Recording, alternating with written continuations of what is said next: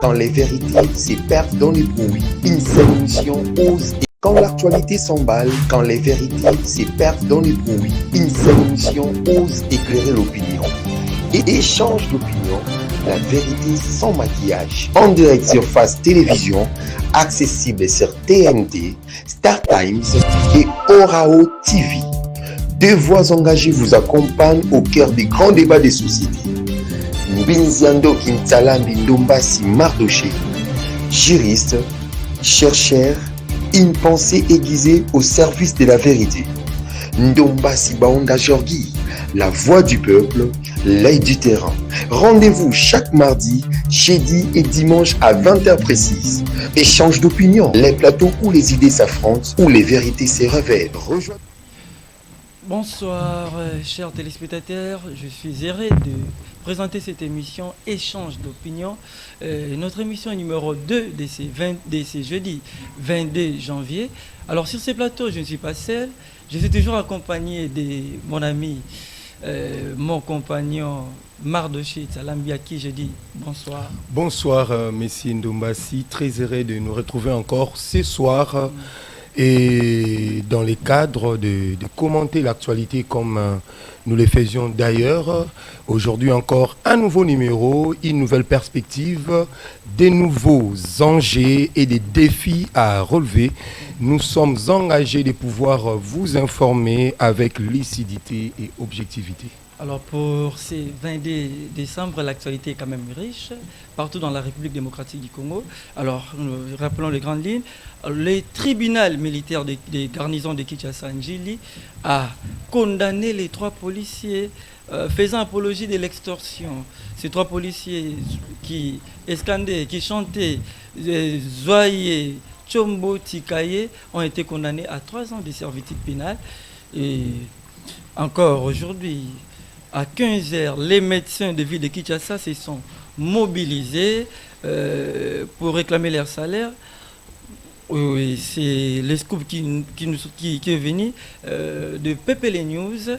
Alors, l'Union européenne octroie 2 millions d'euros pour soutenir la communauté congolaise pour la guerre à l'est de la République démocratique du Congo.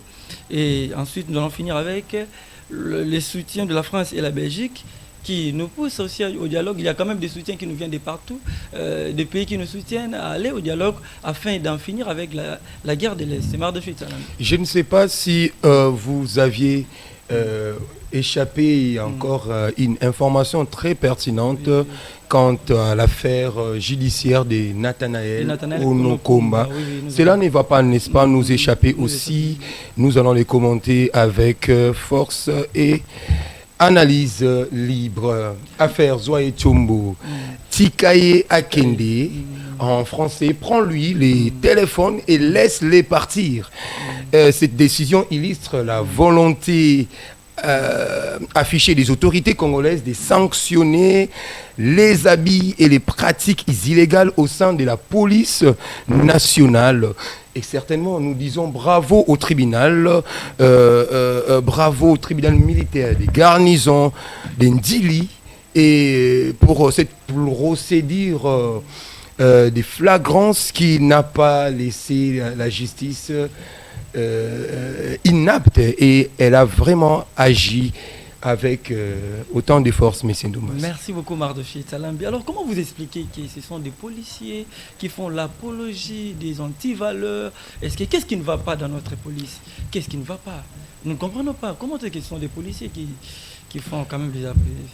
Voilà. Mais certainement, aujourd'hui, ceux qui sont censés prêcher, par exemple, vivent de manière dérisoire, leur comportement déplaît la société.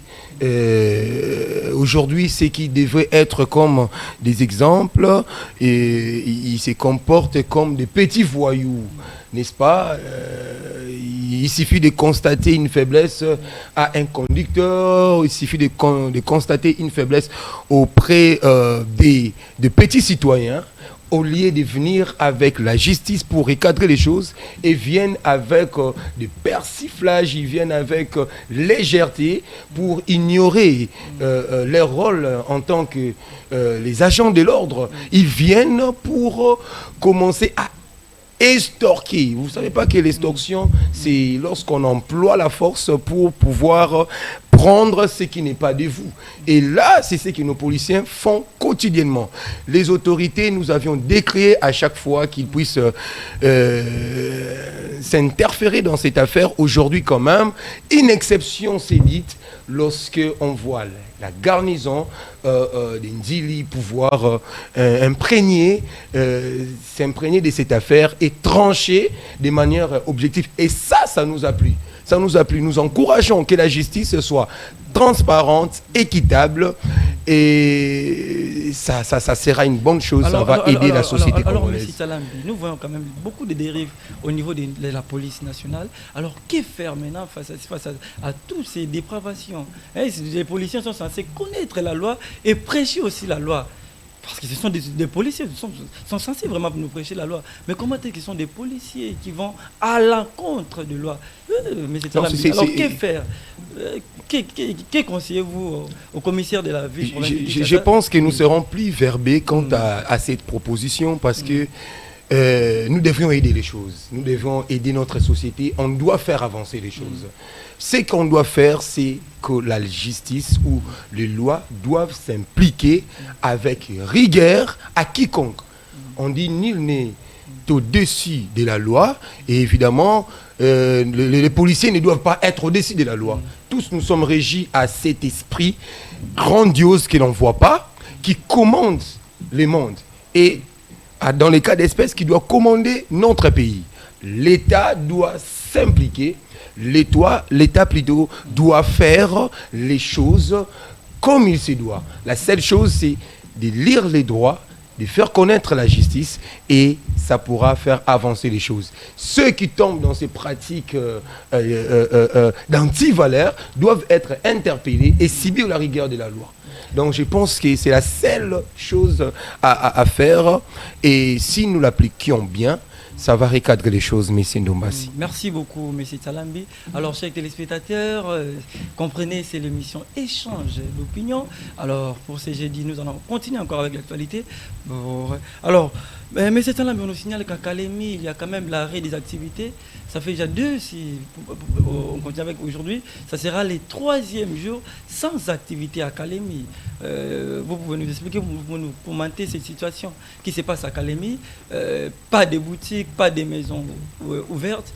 Qu'est-ce qui se passe réellement à Kalemi? Cette affaire est tellement réelle, M. Ndombassi, mais permettez-moi de pouvoir faire un retour un peu sur les sujets pertinents que nous avions commencé tout à l'heure concernant le policier qui se méconduisent. Qui extorque, ils font l'extorsion. Ça, ça devient presque inhabituel. Ça devient presque inhabituel. Nous devons savoir que la tolérance zéro contre l'extorsion pour restaurer la confiance entre la police et les citoyens. C'est ces comportements-là. Mais c'est Tsalambi, j'allais vous poser la question. Est-ce que ces policiers-là savent leur rôle? Pourquoi ils sont dans la police? Parce qu'ils ne voient que l'argent.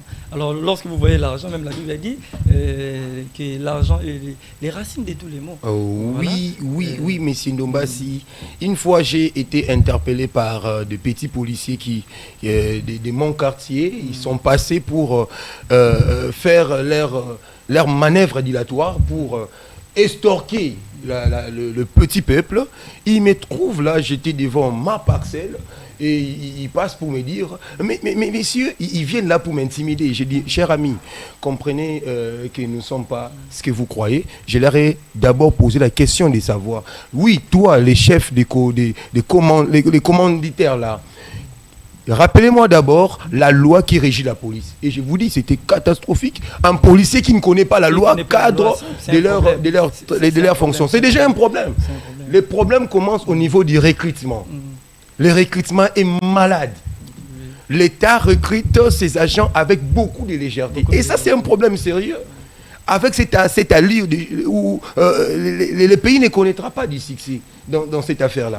Et il ne connaît même pas la loi qui régit la police. Je lui ai dit, le jour où tu sauras la loi qui régit la police, et viens m'aborder avec courage pour me prendre. Tu penses que moi, je dois quitter ma maison pour me rendre chez vous? Et c'était un problème sérieux. Il a eu honte lui le capitaine ainsi que ses acolytes, ils ont pris la poudre des perles et pimpins. Et on a compris que c'était un problème sérieux. Donc mais c'est là, vous pensez que les problèmes sont au niveau aussi du recrutement, que l'État congolais doit mettre un accent aigu sur les recrutements des policiers? Certainement, parce que lorsque le casting est déjà malade, ça ne pourra pas produire des bonnes choses. Voilà. Le casting doit être vraiment sélectif, non seulement par exemple à l'aspect physique, où il a quelle aptitude lui. Non, au-delà de ça, on doit aussi questionner leur mental. Est-ce que ces gens, ils sont normaux? Leur niveau intellectuel aussi. Leur niveau intellectuel, voilà. C'est très important, un élément à soulever. Parce que vous devez savoir que l'autorité est un service. L'autorité doit d'abord être comprise comme étant un service, non un privilège. Et pensent qu'ils sont implantés, donc c'est un privilège pour nous d'aller même voler ou faire de n'importe quoi parce que je porte les maillots de la République démocratique du Congo et ils peuvent se permettre à tout faire. Et quand celui qui est chargé de protéger devient un oppresseur, il trahit la loi et l'uniforme et la confiance du peuple. Merci beaucoup, M. Nomas. Pensez-vous aussi, M. Tsalambi, que le recyclage aussi peut intervenir parce que ces policiers sont déjà recrutés, ils travaillent déjà. Peut-être la réformation, les recyclages au niveau de la police, ça peut aider aussi nos policiers à comprendre certaines choses, surtout les rôles, pourquoi ils sont dans la police. Vous savez... Les policiers ne sont pas quand même les ennemis de la population. Non. Voilà, et normalement, lorsque un paisible citoyen vous rencontre pendant la nuit, rencontre un policier, normalement il doit se sentir en sécurité. Mais aujourd'hui, dans la vie de Kinshasa, c'est comme si c'est le contraire. Lorsque vous rencontrez un policier pendant la nuit, vous-même, vous devez comprendre. Il y a même d'autres qui prennent la fuite. Alors que ce n'est pas normal, les policiers, normalement, vous devez vous sécuriser, mais vous amener jusque dans votre demeure. Ouais, mais effectivement, vous avez soulevé un point très pertinent que nous devions rappeler aux chargés de l'armée, voilà, aux chargés des polices, à toutes ces unités-là. Ils doivent savoir que peut-être les recrutements auraient été biaisés, détricotés, qui n'étaient pas corrects, avec les recyclages, les formations de recyclage, ça pourrait un peu relever les niveaux de nos policiers. Parce que le niveau est trop bas. Trop bas. Je suis allé une fois à la police, mais c'est Ndomba, si permettez-moi, peut-être je pourrais chuter par ici. Je vois un OPJ qui arrive, qui se permet à établir les PV. Mais écoutez, quelle phraseologie. On s'est posé là que je me dis, quand est-ce qu'il est devenu un OPJ?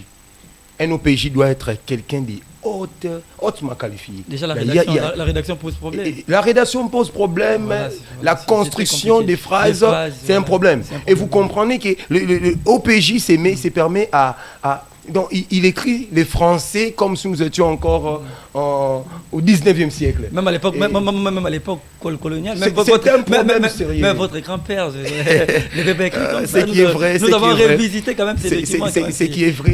Vous savez, vous n'êtes pas un nouveau, un apprenti de ce qui concerne mon grand-père. Voilà. Il n'avait pas de diplôme fabuleux comme nous les possédions aujourd'hui. Voilà, mais je vous dis, il était plus meilleur que moi. En fait, excusez-moi pour la tautologie, il était meilleur que moi. De le voir comment est-ce qu'il pouvait écrire, il pouvait rédiger ses idées, faire asseoir même les Blancs et les orienter, et ça m'étonnait. Voir son écriture et comparer à la mienne, il y a les jours et la nuit. Donc, vous savez, le recyclage doit être un moteur très important. La justice qui sanctionne rappelle que nul n'est au-dessus de la loi et que la dignité humaine doit toujours primer sur les habits du pouvoir. Merci beaucoup, M. Tsalambi. Comprenez, chers téléspectateurs, ici l'émission Échange d'opinions. Nous vous informons, nous ne nous arrêtons pas à vous informer. En même temps aussi, nous vous formons sur ces plateaux. Merci beaucoup, M. Tsalambi. Comme ça, nous passons au deuxième point, c'est-à-dire 2 jours sans activité à Kalemi. Pourquoi cet arrêt? Pourquoi cette pause? Mais c'est Tsalambi, à vous la parole. Nous avions eu à faire au moins quelques investigations sur ces sujets. On a compris qu'il y a un problème sérieux. Voilà. les pays aussi a un problème lié à la gestion d'urbanisme. La gestion urbaine pose grandement problème. Et là, ça doit quand même nous amener à questionner ceux qui sont à la tête de ces entités-là, notamment les gouverneurs et les commandants en place. Ils doivent quand même nous expliquer comment les Congos n'a toujours pas de paix. C'est la plus grande question à se poser. Comment les Congos n'a toujours pas de paix? Mais là aussi, vous avez épargné une personnalité très importante, c'est le ministre de l'Intérieur. Non, bien évidemment, les ministres de l'Intérieur aussi. Et donc tout ça, cette affaire concerne tous. Et les ministres intérieurs, et les gouverneurs, et les bourgmestres, je peux même descendre, les bourgmestres, et tous ces gens-là. Les commandants des districts, les commandants, je ne sais pas moi, en place. Les problèmes du Congo, c'est que j'ai l'impression de dire que l'État est faible. Donc l'insécurité partout. L'insécurité bat son plein. Mais c'est une ville morte depuis 48 heures à Kalemi pour dénoncer l'insécurité. Et un péage contesté.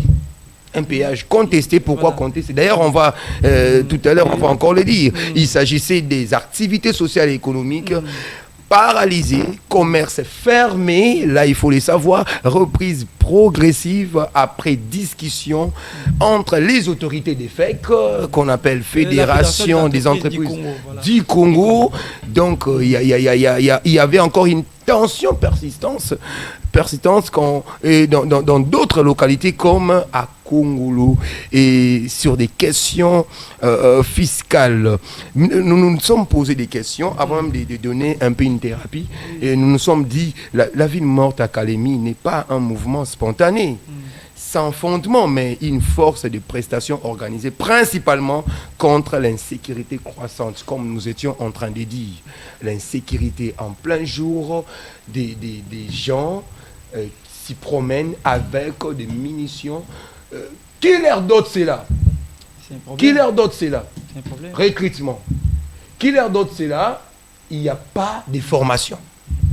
Qui leur dote cela? Il n'y a pas de recyclage. Qui leur donne cela? Les autorités. Nous devrions quand même apprendre à bien faire les choses. Cette insécurité croissante nuit gravement aux activités et ne permet même pas aux commerçants de pouvoir... Ce n'est pas seulement à Calais, mais même dans la ville de Kinshasa, nous avons enregistré plusieurs cas évidemment. Où les gens ont été visités par les criminels, les gens armés. Venir extorquer les gens de l'argent à la maison. Donc l'insécurité vraiment bat son plein dans la République démocratique du Congo. L'instauration du nouveau péage perçu comme injuste, notamment hors de Kalemi. Mais M. Ndomba, s'il y a encore des choses à dire sur ce point, là, il y a un appel de la FEC locale pour attirer l'attention sur les autorités afin de trancher à ces problèmes. J'ai quand même investigué sur ça. Je suis tombé sur le point de vue de Christian Kitungwa, qui est actuellement gouverneur, comme vous le savez, de Tanganyika. Je voudrais vraiment lire ce qu'il nous avait tweeté. Il dit... Le gouverneur reconnaît la légitimité des préoccupations économiques et sécuritaires, mais qualifie la démarche de la FEC de précipitée et non conforme aux usages institutionnels.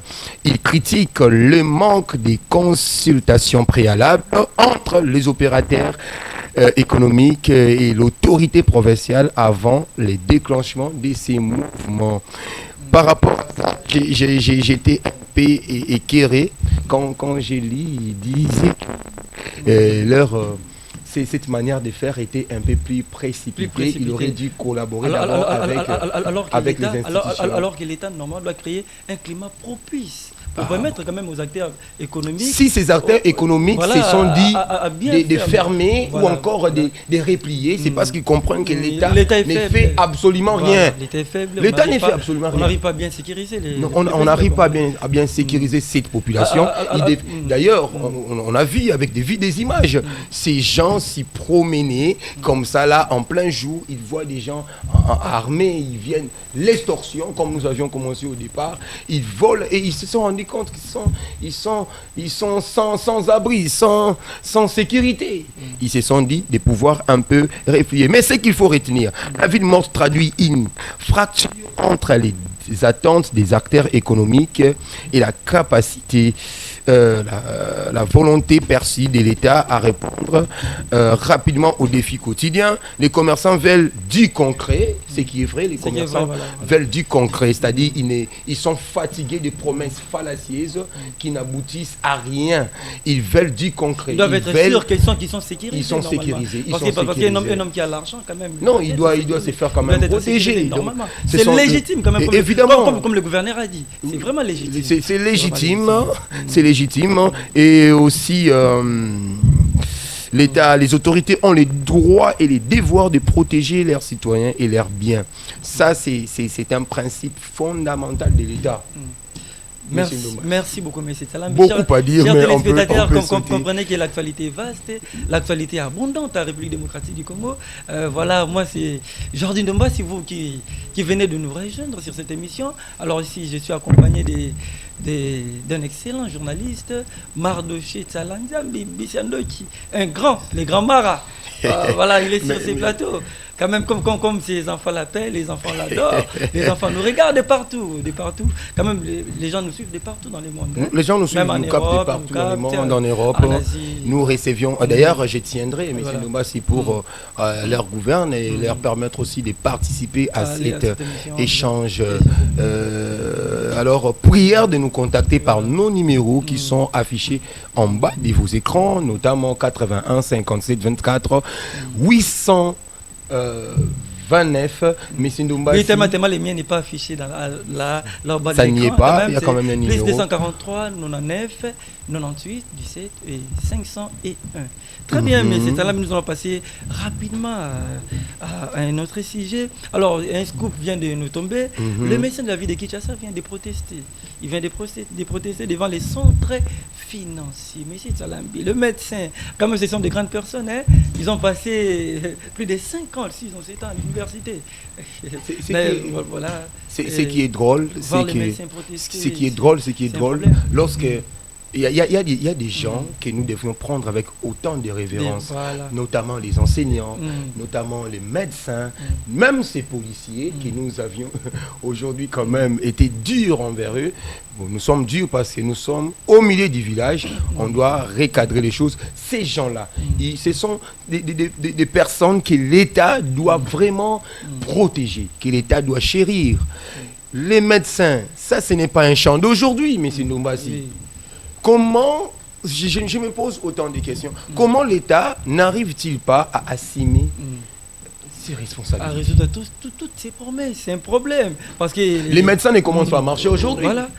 Même à l'époque, au régime passé, toujours des médecins. Mais la question qui se pose, les ministres des Santé ou les ministères des Santé, qu'est-ce qu'ils font naturellement? Parce que c'est eux qui doivent aussi plaider par rapport à ça. Et surtout aujourd'hui, nous avons plusieurs conseils des ministres dans la République démocratique du Congo. Mais je me pose la question. À tout moment, c'est chaque je me pose la question. Parce que chaque semaine, tous ces conseils des ministres, qu'est-ce qui se passe? On y va avec autant d'élégance, avec une beauté extraordinaire. On y vient avec des costumes bien tirés là. On y vient avec des Français fabilés. Est-ce que lorsqu'on se rencontre là autour des chefs de l'État, qu'est-ce qu'ils font ces gens? Ils donnent naturellement les problèmes qu'ils trouvent. Parce que c'est ça le problème. Le Conseil des ministres fait en sorte que quand je suis ministre, je tiens compte au chef de l'État par rapport à mon secteur, à mon ministère. Est-ce que les choses se passent? bien ou encore il y a des ceux qui clochardisent. S'il y a des choses qui clochardisent, on doit y parvenir pour trouver des thérapies nécessaires. Ce qui est drôle avec ces pays, autant des conseils des ministres, 1000 conseils des ministres déjà pour cette mandature, 1000 conseils des ministres, excusez-moi de les dire, mais rien ne va. Rien ne va. D'ailleurs, moi j'allais ouvrir une parenthèse, mais c'est le président. Malgré la baisse du taux des dollars, mais les choses ne changent pas sur les marchés. Voilà le prix des marchandises est toujours exorbitant. Mais on ne sait pas. Mais nous perdons quand même. Nous perdons surtout les gens qui sont payés. Ils sont payés en dollars, mais à 22, mais toujours le même prix. Les marchandises, le prix des marchandises ne baisse pas. C'est un problème, chef de l'État. Quand même, mais c'est le ministre de l'économie. J'ai fait appel.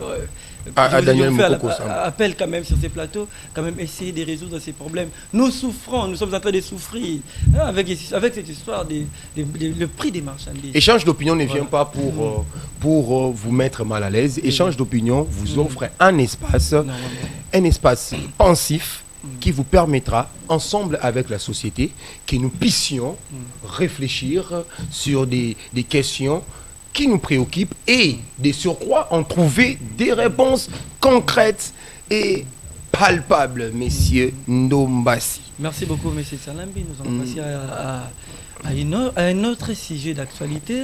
L'Union européenne octroie 2 millions pour l'aide humanitaire au Sud Kivu. Monsieur Salambi, vous pouvez commenter par rapport à cette aide de l'Union européenne? Quand même, ils viennent quand même nous renforcer, nous prêter main forte sur cette situation que nous sommes en train de... Une situation de crise quand même, que les pays sont en train de traverser. Dans les principes en sciences internationales, en relations internationales, j'allais dire, il n'y a rien qui ne peut se faire. Comme vous dites, dans les relations internationales. Évidemment, c'est une relation internationale, c'est-à-dire il n'y a rien pour rien. Même nous en communication, si ils viennent ou elles viennent nous fournir tout ce que nous citions là, c'est très bien, très bien. Mais sachez qu'ils ne donnent pas juste pour donner, parce qu'ils savent qu'au-delà de ça, ils ont quand même un gain de cause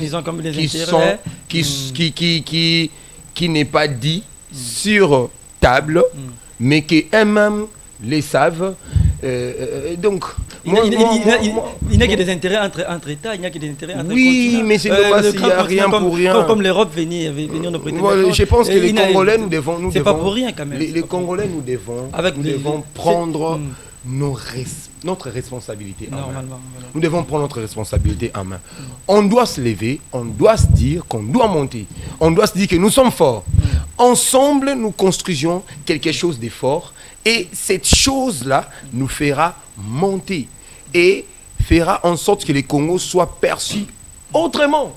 Merci beaucoup, M. Salambi. Alors, nous, là aussi à l'Est, en même temps, nous signalons quand même il y a les cas des déplacés. Il y a certains réfugiés qui se trouvent au niveau de la Tanzanie. Certains aussi se trouvent au niveau de Burundi. Mais quand même, c'est un problème. Il faut arrêter avec cette hémorragie. Arrêtez avec cette hémorragie quand même, M. Salambi. Où nos populations doivent souffrir, doivent aller de ça et là. C'est pas normal quand même. C'est pas normal. Le problème dans tous les cas, M. Ndombassi, on ne peut pas voiler. Moi, j'ai de nature, j'aime dire la vérité. L'État congolais doit prendre, je répète encore sur ces plateaux, ses responsabilités. L'État doit se lever, il doit dire que je suis capable de pouvoir changer les choses.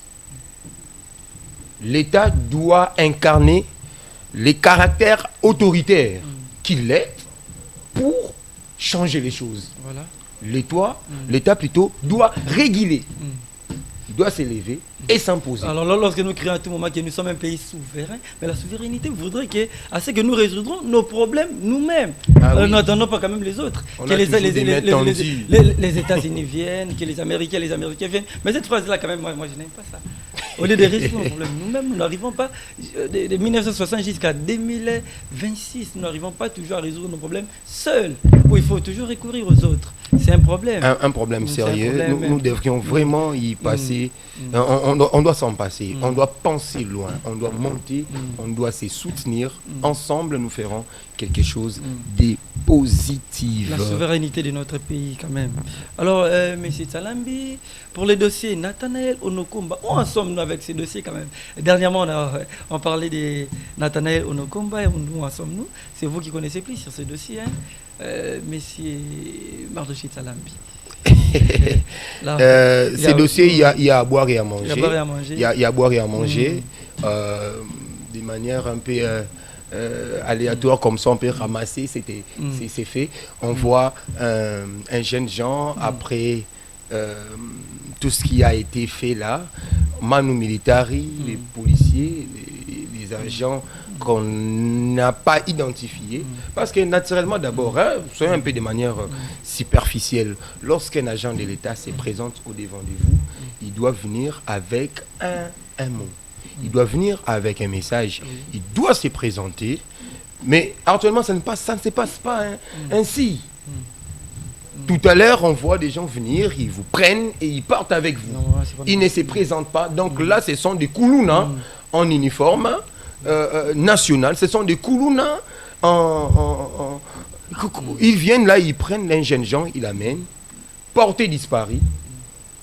Un jour, 2 jours, même nous les journalistes, on pose des questions. Où serait-il parti ces jeunes hommes? C'est un problème. On attend.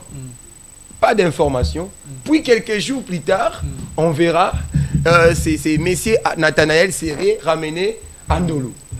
Il arrive là-bas à Ndolo et on se pose d'abord la question, le jour où il a été pris, il est amené à Ndolo ou il était amené quelque part et il dit lui-même, la victime, il s'est dit que depuis le jour où il a été pris, et jusqu'à ce que hier, c'était hier, hein? Hier, qu'il a comparu devant les magistrats. Qu'il va comparaître officiellement. Officiellement, légalement. Donc c'est ça même, je vous dirais, tout ce qui s'est passé. Non, il a été séquestré sans pour autant être attendu. Non. C'est un problème. Et c'est un problème sérieux. Donc, il a été écarté, il a été oublié, tout ce qu'on a fait dans les secrets. Nous, on ne savait pas, mais du coup, on verra. Il a été pris les 5. On arrive 20 jours passés, c'était probablement 17, 18, 20 jours, 21, le 21e jour du mois de janvier, on voit les procédures de la justice reprendre avec légalement, je dirais légalement, pour instruire ces dossiers. Donc la première instruction s'est faite hier à Ndolo, mais posons-nous la question, tous ces jours où ces jeunes gens est passé, comment, qu'est-ce qui s'est passé? Qu'est-ce qui s'est fait? L'État doit prendre ses responsabilités. Il a violé les procédures. Je dis, c'est une violation des procédures. Il y a quand même des irrégularités comme ces avocats-là. Non, les avocats ont soulevé des exceptions qui sont valides pour dire. Non, l'arrestation n'a pas été. La procédure n'a pas été respectée. Ça n'a pas été respecté. Nathanaël Onokomba a été détenu à la prison militaire de Ndolo depuis 5 janvier 2026. Son audit a été pendant plus de 2 semaines. Entre guillemets, là on ne sait pas, n'est-ce pas? Et ce qui avait été par ses avocats comme une violation de la procédure judiciaire habituelle. Donc dans ce cas, nous dirons que M. Onokomba a passé, c'est-à-dire a peiné gratuitement. Non, mais c'est normal, et c'est là un peu d'équilibré. Donc c'était quand même gratuit. Je dirais, si lui aussi n'aurait pas... Sans pour autant consommer une infraction. Bon, si lui n'aurait pas tweeté ses propos, je pense que l'État aussi n'allait pas lui venir. Je ne dis pas qu'il aurait peiné cela gratos ou encore il y aurait un acharnement. Non, moi je regarde les procédures. Nous sommes dans les procédures. Comment la procédure s'est déroulée? Alors les tweets, c'était quoi les contenus? Mais nous savons, ces contenus, lorsqu'on porte atteinte à la sécurité de l'État, nous n'allons pas éventuellement soutenir ce genre de choses. Nous sommes un un cadre à l'opinion publique. Nous sommes journalistes, nous sommes avocats, nous sommes magistrats, nous sommes ministres. Nous devons quand même protéger notre État. Protéger notre État. L'État, c'est pour nous tous. On ne peut pas tenir des propos diffamatoires, des propos téméraires, des propos versatoires à l'égard des autorités. Non, on doit quand même essayer d'équilibrer les choses quant à ça. La défense contexte la régularité de l'instruction et invoque la liberté d'expression. Là, au niveau des avocats, une demande de liberté provisoire a été introduite. Je ne sais pas, cette demande, je ne pense pas que ça serait favorable, puisque déjà, à l'allée où vont les choses, c'est pour... Pourquoi ça serait pas possible? Parce que ces avocats relèvent que Onokumba ne peut pas fouiller. Non. Il nous rassure quand même. Qu'il ait fouillé ou pas, il y a des dossiers qui demandent une délicatesse de la justice. Des dossiers très sensibles. Oui, des dossiers très sensibles. Voilà. C'est un jeune gens courageux, nous les voyons. Il a su défendre ses opinions comme tout autre Congolais.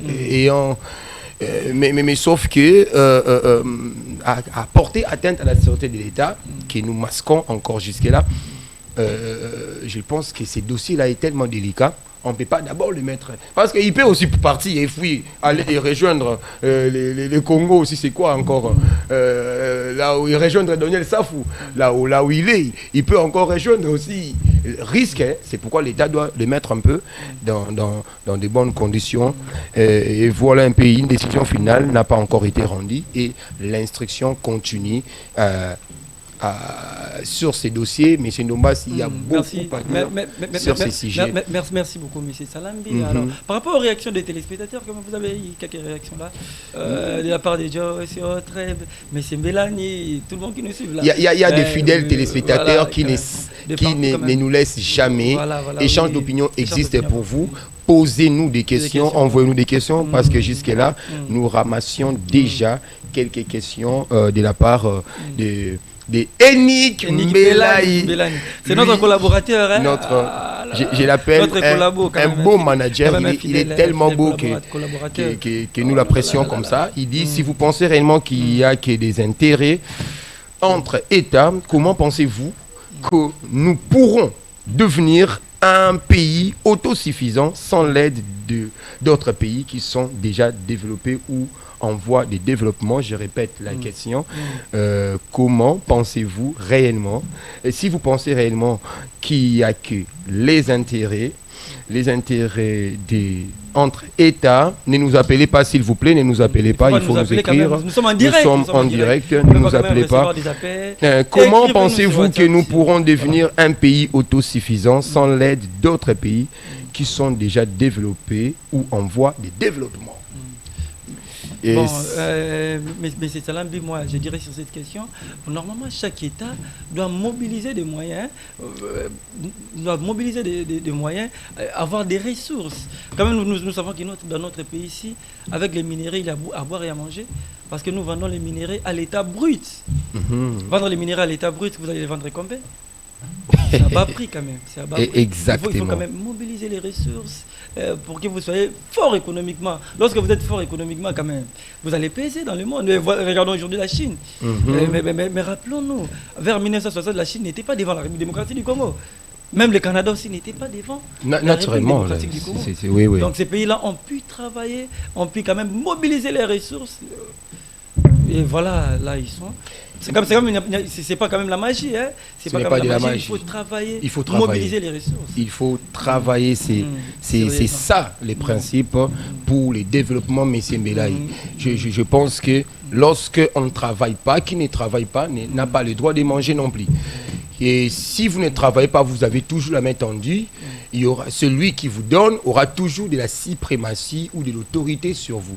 C'est pourquoi nous devons nous déployer, conjuguer nos efforts et travailler avec... et il y a une question qui nous tombe ici. Échange d'opinion, félicitations pour la qualité des débats et de l'émission. Merci beaucoup. Expliquez-nous de manière précise. Je sais que l'un d'entre vous est juriste. Personne n'est juriste ici. Nous sommes des journalistes. Ici, nous avons des notions de droit. Nous ne sommes pas des notions juristes. De droit, le professeur Elika. Le professeur Elika. Elika, je vous salue.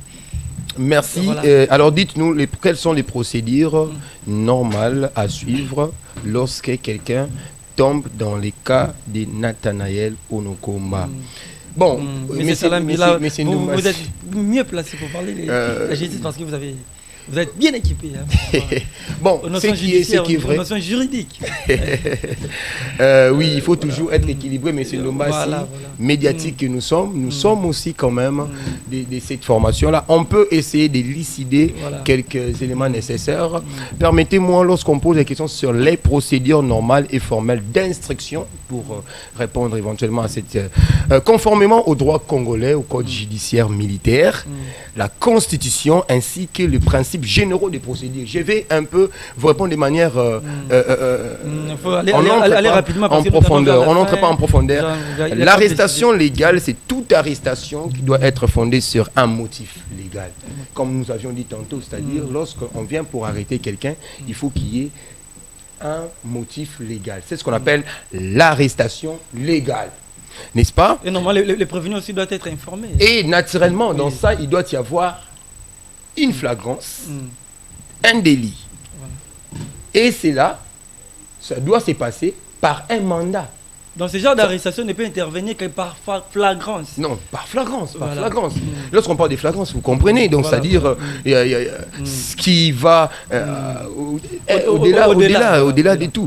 Donc il faut qu'il y ait une flagrance, un délit flagrant. Et cette arrestation se doit faire par un mandat ainsi qu'une réquisition. Une réquisition. La première des choses, la personne arrêtée doit être informée immédiatement le motif de son arrestation. C'est-à-dire, si vous venez m'arrêter, je vous ai donné l'exemple d'un policier que j'ai chassé une fois là chez moi là-bas, et voilà. C'est-à-dire, dès que vous m'arrêtez, je dois immédiatement, c'est-à-dire, hic et nunc. Ici et maintenant, vous m'avez pris, manu militaire, j'arrive là-bas. Dès que j'arrive, vous devez me dire, n'est-ce pas, les motifs de mon arrestation. Si vous ne les dites pas, vous violez déjà la procédure. Normalement, le prévenu doit être préalablement informé. Parce qu'il y a un principe du droit qui dit nul ne peut être arrêté arbitrairement. Ça, c'est un principe du droit qu'on doit maîtriser. La deuxième des choses, la personne arrêtée doit se mettre à garde à vue, et ainsi qu'à un délai. Cette garde à vue là doit être exprimé par un délai légal ou des délais légaux. Cela veut dire la garde à vue est strictement encadrée dans les temps. C'est-à-dire, lorsqu'on vous prend là, on ne peut pas vous prendre tout du temps. Comme on a pris Nathanaël, les 5, c'est ça que nous condamnons la procédure. On prend quelqu'un à partir du 5 et on vient jusqu'au 21e jour, il n'a pas été auditionné. Non, ça c'est un problème. L'État doit arranger de ces côtés-là. Vous devez arranger, messieurs. Bon, merci beaucoup, messieurs. Nous courons derrière les temps. Il y a quand même un dernier sujet. Nous devons parler aussi du dialogue. La France et la Belgique soutiennent les dialogues intercongolais. Un dialogue inclusif. Ça doit être inclusif. Ça doit être inclusif. Tout le monde doit y participer. Mais c'est ça. Tout le monde doit y participer. Vous savez, moi, j'aime toujours l'autonomie. Je me bats de l'autonomie et nous allons aider la jeunesse congolaise, la population congolaise à être autonome. Pourquoi j'ai dit ça, M. Ndombassi? Dialogue inclusif. La France et la Belgique. Appel à un dialogue inclusif. Il y a quand même certains Congolais aussi qui sont contre la France et la Belgique. Moi, je suis contre eux. Déjà avec Steve Mikaï. Steve Mikaï, coup chapeau. Donc, vous êtes un homme formidable. Moi, j'ai rejoint... Pourquoi les refus alors, quand même avec notre situation de l'Est, comment résoudre ces problèmes? Là, non, restons pensif, M. Ndombassi. Oui. Lorsque vous dites nous refusons les dialogues inclusifs, c'est faux. Oui. Nous ne refusons pas les dialogues inclusifs. Nous sommes pour les dialogues inclusifs. Là, il faut les savoir. Mais je ne suis pas d'accord quand je vois la France et la Belgique venir comme c'est mêlé de nos histoires. Des saints, ils avaient tout et viennent là pour dire oh voilà, dialogue inclusif. Ils donnent l'impression d'être des saints. Non, messieurs, même sans vous, les Congolais responsables doivent se coaliser pour dialogue inclusif. On doit tenir notre dialogue sans vous. Vous créez la médiation. Attendez, monsieur Ndomas, on va vraiment... Oui. Je vous pose la question d'abord. Je me suis posé la question. Dialogue. France et la Belgique appellent un dialogue inclusif. Pourquoi? Écoutez-moi très bien. Pourquoi ils appellent ça? Pour favoriser une solution politique pacifique. Ce n'est pas mal. N'est-ce pas? Oui. Allons-y, mollo, mollo. Pour renforcer la stabilité nationale. Est-ce que c'est mal? C'est pas bien. C'est comme ça. Nous, les Congolais, nous ne connaissons pas ça. Hein? On connaît ça. Oui. On connaît, on peut les faire sans vous. Pourquoi? Encourager la participation de toutes les parties, majorité, opposition, et même la société civile. Nous-mêmes, on ne peut pas parvenir à un niveau élevé pour faire ça. Peut-être, excusez-moi. Peut-être, mais c'est là, ici, la Belgique et la France viennent. Peut-être ils ont senti qu'il y a une partie qui est quand même mise de côté. Cher ami, il y a quand même une partie qui est mise de côté. Échange d'opinion vient relever la pensée des Congolais. Oui. Nous devons nous lever. On doit pousser nos réflexions plus loin. Nous ne sommes pas à l'époque coloniale où vous venez avec vos petites craies pour venir nous tromper avec des principes des grammairiens qui n'aboutissent absolument à rien. Comme l'ancien président disait que nous allons organiser les élections, mais sans dictat étranger. Ça quand même, j'ai aimé. Même aux États-Unis, même au niveau des États-Unis, il a tenu cette parole. Tout le monde a son côté sombre et tout le monde a sa page blanche. Pour ça, je soutiens. Et je soutiens et je continue à soutenir. Cet équivoque-là. Cet idéal-là. Non, c'était formidable. C'était formidable. Congolais doit avoir ses responsabilités en main. Et ça nous a responsabilité d'organiser les élections sans pour autant ces gens-là mettre quelque chose. C'est pourquoi il n'y a pas... C'est pourquoi cela nous a transité au pouvoir actuel. Oui. Le président de la République, Félix Antoine Tshisekedi, est investi. N'est-ce pas ça, messieurs? Donc ce sont des choses que nous devrions vraiment connaître. Autre chose... Ils viennent, France, Belgique, là, les abbés, les sangos, ils viennent là, ils n'ont pas des péchés. Donc ils oublient d'abord leurs problèmes d'abord, parce que la France a des problèmes sérieux. Ils ignorent leurs propres problèmes pour venir avec les gilets, avec des conseils fabulés. Avec les gilets jaunes, et ils ont des problèmes. Chers Congolais, les autorités, messieurs le président de la République, les autorités congolaises, lèvons-nous. Nous devons faire toutes ces choses sans eux. Autre chose, pour éviter l'escalade des tensions et des crises, retenez ceci. La sortie des crises passe par un dialogue ou par les dialogues. Vous êtes d'accord avec moi? Oui. Si nous voulons sortir des crises, nous devons passer par les dialogues. Là, les Congolais les savent. On n'a pas besoin d'un abbé américain, français, belge pour venir nous demander de les faire. Voilà. Nous sommes suffisamment informés, nous sommes suffisamment outillés, nous devons les faire. Oui. Pourquoi la France et la Belgique soutiennent les dialogues? Écoutez maintenant là où les choses... Oui, allez-y. Un intérêt stratégique avant tout. Tout à l'heure, au départ, je vous ai fait comprendre qu'en relation internationale... Un intérêt, je dirais, politico-stratégique. Évidemment. Vous êtes si intelligents, messieurs les journalistes, pour nous faire comprendre ça. Je réponds. Un intérêt stratégique avant tout. Qu'est-ce que cela voudrait dire? Cherche avant tout la stabilité politique en RDC, car l'instabilité menace. Aujourd'hui, s'il n'y a pas de dialogue, il y a des problèmes, nous serons instables. N'est-ce pas ça? Non. Et cette instabilité va faire quoi? Cette instabilité va faire naître, primo, n'est-ce pas, les intérêts économiques. Suivez-moi très bien. Car l'instabilité menace les intérêts économiques, leurs investissements de qui? Des Blancs ainsi que des Belges. Ça va déranger l'équilibre régional en Afrique centrale, car un pays instable est un partenaire peu fiable. Autre chose. C'est là, mais nous sommes obligés d'arrêter quand même. Nous sommes obligés d'arrêter. L'échange d'opinion très émouvant. Les pro Fabrice Louaka nous fait signe. Fabrice Louaka qui était derrière nous quand même, on ne l'a pas salué au début. Chers amis, il y a des choses que nous devions quand même savoir. Ces gens doivent nous laisser tranquilles. Ils doivent nous laisser tranquilles. Nous sommes forts nous-mêmes et nous pouvions Le dialogue est nécessaire, mais il doit être conduit par les Congolais, pour les Congolais, avec lucidité face aux intérêts extérieurs. Merci beaucoup, M. Tsalambi. C'est par ici que nous mettons un terme à notre émission. Moi, c'est Jordi Ndombassi. J'ai été accompagné de M. Mardoché Tsalambi, un chevronné, un grand messier, les grands maras, comme on l'appelle, les grands maras. Merci beaucoup. Vous remerciez, quand même, vous allez remercier. Oh, il y a beaucoup de gens qui nous soutiennent. Il y a beaucoup de gens qui nous soutiennent à partir de France. Nous vous saluons, Madame Alpine, pour votre soutien qui ne cesse de nous épater. Enik Mbelani, bras droit et un partenaire fiable. Mohamed Nkenda Matouzei, un collègue et frère.